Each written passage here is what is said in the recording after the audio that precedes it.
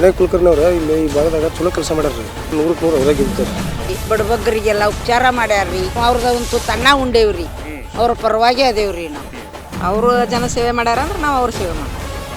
ಮತ್ತೀಗ ಅವರಿಂದ ನಾವು ಅಭಿವೃದ್ಧಿ ಆಗಿ ಅಂದ್ರೆ ಮತ್ತೀಗ ಅವ್ರು ನೆನೆಸಬೇಕು. ನಾವು ಏನು ನಾವು ನೋಡ್ರಿ ಕಾಂಗ್ರೆಸ್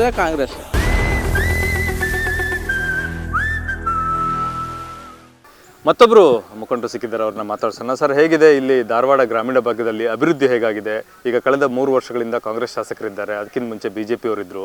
ಹೋಲಿಕೆ ಹೇಗಿದೆ? ಮತ್ತು ಈಗ ಅವರು ಜೈಲು ವಾಸದಲ್ಲಿ ಇರೋದ್ರಿಂದ ಬೈ ಎಲೆಕ್ಷನ್ ಬಂದರೆ ವಾತಾವರಣ ಹೇಗಿದೆ? ಬೈ ಎಲೆಕ್ಷನ್ ಬಂದ್ರೆ ಈಗ ಅವ್ರ ಮನೆಯವ್ರು ಕೊಟ್ಟರೆ ಅವ್ರ ಮನೆಯವ್ರು ಆಸ್ಬಿಡ್ತಾರೆ ರೀ. ಪಕ್ಕ ಅವ್ರು ಆಸ್ಬಿಡ್ತಾರೆ ರೀ. ಹೆಂಗೆ ಹೇಳ್ತೀರಾ? ಯಾಕಂದ್ರೆ ಅವ್ರು ಚಲೋ ಕೆಲಸ ಮಾಡ್ಯಾರ್ರಿ. ವಿನಯ್ ಕುಲಕರ್ಣಿಯವ್ರು ಇಲ್ಲಿ ಈ ಭಾಗದಾಗ ಚಲೋ ಕೆಲಸ ಮಾಡ್ಯಾರ್ರಿ. ಮತ್ತೀಗ ಅವ್ರ ಮನೆಯವ್ರಿಗೆ ಕೊಡ್ರಿ, ಅವ್ರ ಮಗಳಿಗೆ ಕೊಡಲಿ, ಯಾರಿಗೋ ಕೊಟ್ಟರು ಅವ್ರ ಫ್ಯಾಮಿಲಿ ಒಳಗೆ ಯಾರು ಕೊಟ್ಟರು ಆಸ್ಬಿಡ್ತಾರೆ. ಲಾಸ್ಟ್ ಟೈಮು ಸಹ ಅವರು ಕಾನ್ಸ್ಟಿಟ್ಯೂನ್ಸಿ ಒಳಗಡೆ ಹೋಗಬಾರ್ದು ಅಂತ ಕೋರ್ಟ್ ಆದೇಶ ಇತ್ತು, ಅವ್ರು ಬಂದಿರಲಿಲ್ಲ. ಅವ್ರ ಮನೆಯವರೇ ನಿಂತು ಪ್ರಚಾರ ಮಾಡಿದರು. ಸೊ ಅವ್ರ ಮನೆಯವ್ರಿಗೆ ಕಾನ್ಸ್ಟಿಟ್ಯೂನ್ಸಿ ಪರಿಚಯ ಇದೆಯಾ? ಭಾಳ ಪರಿಚಯ ಐತ್ರಿ. ಅವ್ರು ಕಾಯಂ ಇಲ್ಲೆಲ್ಲ ಅಡ್ಡಾಡಿ ಮಾಡ್ಯಾರ, ಎಲೆಕ್ಷನ್ ಮಾಡ್ಯಾರಲ್ರಿ. ಒಂದು ಎಲೆಕ್ಷನ್ ಮಾಡ್ಯಾರ, ಗೊತ್ತೈತ್ರಿ ಅವ್ರಿಗೆಲ್ಲ. ಕ್ಷೇತ್ರದಾಗೆಲ್ಲ ಜನ ಪರಿಚಯ ಅದಾರ. ಅವ್ರೇನೋ ಪರಿಚಿತ ಸಾಕಟ್ಟು ಕೆಲಸ ಮಾಡ್ಯಾರ. ಇಲ್ಲಿ ನಮ್ಮ ಊರಾಗೂ ಕೆಲಸ ಸಾಕಟ್ಟು ಮಾಡ್ಯಾರ. ಈ ರೋಡ್ ಹೊಳ್ಳಿ ಒಂದಷ್ಟು ಡಾಂಬರ್ ರಸ್ತೆ ಮಾಡ್ಯಾರ್ರಿ. ಇದನ್ನ ಕಾಂಕ್ರೀಟ್ ರೋಡ್ 3 ಕೋಟಿ ರೂಪಾಯಿ ಹಾಕ್ಯಾರ್ರಿ. ಅಲ್ಲಿ ಮ್ಯಾಲೆ ಹನುಮಂತರ ಹುಡುಗ 5 ಲಕ್ಷ ರೂಪಾಯಿ ಹಾಕ್ಯಾರ್ರಿ. ಮತ್ತು ಒಂದು 15 ಲಕ್ಷ ರೂಪಾಯಿ ಇದಕ್ಕೆ ಹಾಕ್ಯಾರ್ರಿ, ರೋಡ್ ವರ್ಕಿಗೆ ರೀ, ಕಾಂಕ್ರೀಟ್ ರೋಡ್ ರೀ. ಒಂದು ಕರಿಯಮ್ಮ ದೇವಿ ಸಭಾಭವನ ಒಂದು 12 ಲಕ್ಷ ಹಾಕ್ಯಾರ್ರಿ. ಗರಡಿ ಮನಿ ಸಭಾಭವನ ಮತ್ತೊಂದು 15 ಲಕ್ಷ ಹಾಕ್ಯಾರ್ರಿ. ಇಷ್ಟೆಲ್ಲ ಕೆಲಸ ಮಾಡ್ಯಾರ ಅವರು. ಇನ್ನೂ ಕೆಲಸ ಭಾಳ ಮಾಡಿದ್ರು ಅವರು. ಸೊ ಅವ್ರು ಜೈಲಲ್ಲಿ ಇದ್ರು ಕೆಲಸಗಳಾಗಿದೆ, ಕೆಲಸ ಮಾಡ್ಯಾರ. ಕೆಲಸಕ್ಕೆ ಏನು ತೊಂದರೆ ಇಲ್ಲ, ಕೆಲಸ ಮಾಡ್ಯಾರ. ಪಾಟೀಲ್ ದೇಸಾಯಿ ಅವ್ರದ್ದು ಹೆಂಗೈತ್ರಿ? ಅಲ್ಲ, ದೇಸಾಯಿ ಅವ್ರದ್ದು ಹೆಂಗೈತೆ ಅಂತ ಅನ್ನೋಕ್ಕಿಂತ ಇವ್ರು ಅವ್ರಕ್ಕಿಂತ ಚಲೋ ಅದಾರಲ್ರಿ. ಈಗ ಇದ್ದವ್ರಿ, ಆಲ್ರೆಡಿ ಇದ್ದವ್ರಿ, ಅವ್ರಕ್ಕಿಂತ ಚಲೋ ಅದಾರ. ಸೊ ಬೈ ಎಲೆಕ್ಷನ್ ಬಂದರೆ ಕಾಂಗ್ರೆಸ್ ಪರವಾದ 100% 100ಕ್ಕೆ 100 ಅವರೇ ಗೆಲ್ತಾರೆ.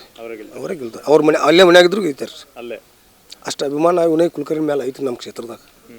ಅವ್ರ ಮೇಲೆ ರೀ ಅಷ್ಟು ಅಭಿಮಾನ ಐತ್ರಿ. ಜನ ಓಟ್ ಹಾಕ್ತಾರೆ ಅವ್ರಿಗೆ, ಪಕ್ಕ ಹಾಕ್ತಾರೆ. ಧರ್ಮನಗೌಡ ರಾಯನಗೌಡ ಪಾಟೀಲ್ ಅಂತ ಹೇಳ್ರಿ. ವಿನಯ್ ಕುಲಕರ್ಣಿ ಅವರು ಜೈಲಲ್ಲಿದ್ದರೂ ಗೆಲ್ತಾರೆ, ಅವರ ಕುಟುಂಬದ ಯಾವ ಸದಸ್ಯರು ಬಂದರೂ ಅವರು ಚುನಾವಣೆಯಲ್ಲಿ ಗೆಲ್ತಾರೆ ಅನ್ನೋ ಮಾತುಗಳನ್ನು ಈ ಮಂಗಳಹಟ್ಟಗಟ್ಟಿ ಗ್ರಾಮದ ಎಲ್ಲ ಗ್ರಾಮಸ್ಥರು ಹೇಳ್ತಾ ಇದ್ದಾರೆ. ನಾವೀಗ ಕುರುಬರಗಟ್ಟಿ ಗ್ರಾಮಕ್ಕೆ ಬಂದಿದ್ದೀವಿ.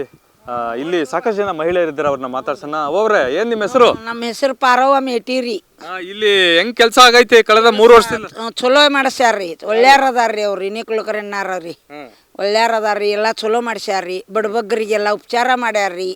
ಎಲ್ಲಾದ್ರಿಂದ ಚಲೋ ಮಾಡಿಸ್ಯಾರ್ರಿ. ಏನೇನು ಮಾಡಕತ್ತಾರ ಅವರು? ಹಿಂಗ ರೋಡಿಂದ್ರಿ, ಗುಡಿದು, ಹಿಂಗ ಪಗಾರ, ಹಿಂಗೆಲ್ಲಾದ್ರಿಂದ ಸಹಾಯ ಮಾಡ್ಯಾರ್ರಿ.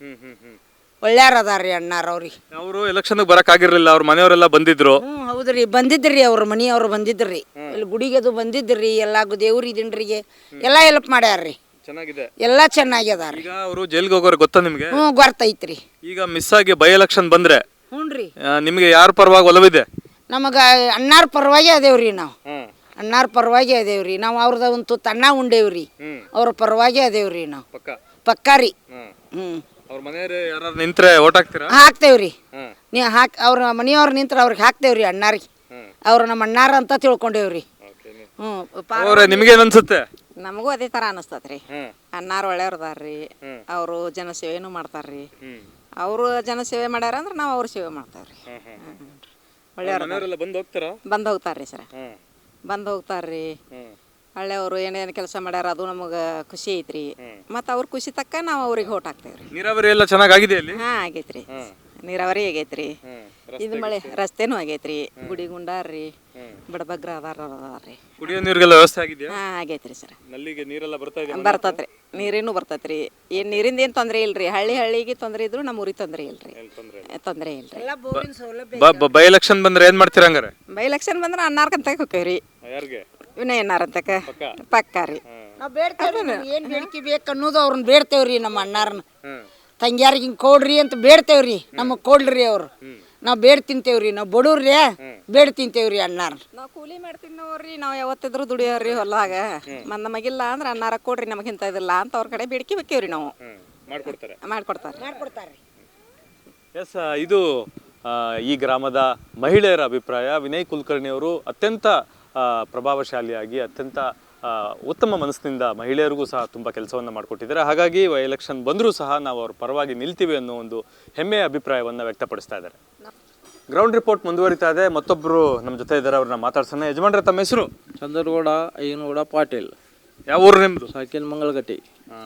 ಹೆಂಗೈತೆ ಇಲ್ಲಿ ಕಳೆದ 3 ವರ್ಷದಿಂದ ಕಾಂಗ್ರೆಸ್ ಸರ್ಕಾರ ಮತ್ತು ಕಾಂಗ್ರೆಸ್ ಶಾಸಕರಿದ್ದಾರೆ, ಅಭಿವೃದ್ಧಿ ಹೆಂಗಿದೆ? ಚೆನ್ನಾಗಿನೂ ಆಗೈತಿ.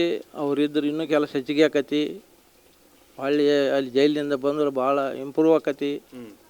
ಒಟ್ಟು ಅವ್ರು ಬರಬೇಕು. ಯಾಕೆ? ಅವರನ್ನೇ ನಮ್ಮ ಏನೋ ಒಂದು ಇದನ್ನು ಉಪಯೋಗ ಮಾಡ್ಕೊಂಡೀವಿ. ನಮಗೆ ಕೆಲಸನೂ ಚಲೋ ಕೊಟ್ಟಾರು. ಮತ್ತೀಗ ಅವರಿಂದ ನಾವು ಅಭಿವೃದ್ಧಿ ಆಗಿ ಅಂದ್ರೆ ಮತ್ತೀಗ ಅವ್ರು ನೆನೆಸಬೇಕು ನಾವು. ಮತ್ತೇನು ಅದರಿಂದ ಏನು ಹೆಚ್ಚಿಗೆ ಹೇಳೋದ್ರಾಗ ಏನು ಇದೇ ಇಲ್ಲ. ಅವ್ರು ಬೇಕು ನಮಗೆ ಅಷ್ಟೇ. ಈಗ ಬೈ ಎಲೆಕ್ಷನ್ ಬಂದರೆ ಹೆಂಗಾಗುತ್ತೆ? ಅದು ನೋಡ್ರಿ, ಜನ ಅಭಿಪ್ರಾಯ ಏನೈತಲ್ಲ, ಈಗ ಅವ್ರನ್ನೇ ನೋಡಿದ್ರೆ ಅವರ ಬರ್ಬೇಕು. ಆದ್ರೆ ದೇವ್ರ ಮೇಗಿನೇ ಇದ್ದಾವೆ. ಅದನ್ನ ಹೆಂಗೆ ಹೇಳಕ್ಕೆ ಬರ್ತೈತಿ? ಲಾಸ್ಟ್ ಟೈಮ್ BJP MLA ಇದ್ರು, ಅವ್ರ ಟೈಮಲ್ಲಿ ಕೆಲಸ ಹೇಗಾಗಿತ್ತು? ಅವರು ಏನು ನಾವು ನೋಡ್ರಿ ಕಾಂಗ್ರೆಸ್. ನಾವು ಇನ್ನೊಬ್ರದ್ದು ಏನೈತಿ, ಅವರು ಕೆಲಸ ಮಾಡ್ಯಾರ, ಅವರು ಒಳ್ಳೇದು ಮಾಡ್ಯಾರು. ನಾವು ಕಾಂಗ್ರೆಸ್ ಕಾಂಗ್ರೆಸ್ ಪಕ್ಕ. ಈಗ ಅವ್ರ ಫ್ಯಾಮಿಲಿಗೆ ಟಿಕೆಟ್ ಕೊಡಬೇಕು ಅಂತ ಒಂದಷ್ಟು ಒತ್ತಾಯ ಇದೆ, ಅದ್ರ ಬಗ್ಗೆ ನಿಮ್ಮ ಅಭಿಪ್ರಾಯ ಏನು? ಕೊಟ್ಟರು ಚಲೋ ಆಕತ್ತಿ ರೀ. ನಾವು ಆರಿಸ್ತಿರ್ತೀವಿ ಪಕ್ಕ. ಅವ್ರ ಮನೇಲಿ ಯಾರು ನಿಂತರು ಓಕೆನಾ? ಅವ್ರ ಮನೆಯವ್ರು ನಿಂತರು ಓಕೆ. ಅವ್ರ ಮಗಳು ಕೊಡಲಿ, ಬೇಕಾದವ್ರು ಕೊಡಲಿ, ಒಟ್ಟು ಇಲೆಕ್ಷನ್ ಆರಿಸ್ತಿರ್ತೀವಿ ನಾವು ಪಕ್ಕ. ಕಾಂಗ್ರೆಸ್ ಗೆಲ್ಲುತ್ತೆ ಕಾಂಗ್ರೆಸ್ ಗೆಲ್ಲುತ್ತೆ ಅನ್ನೋ ಒಂದು ಅಭಿಪ್ರಾಯಗಳನ್ನ ವ್ಯಕ್ತಪಡಿಸ್ತಾ ಇದ್ದಾರೆ.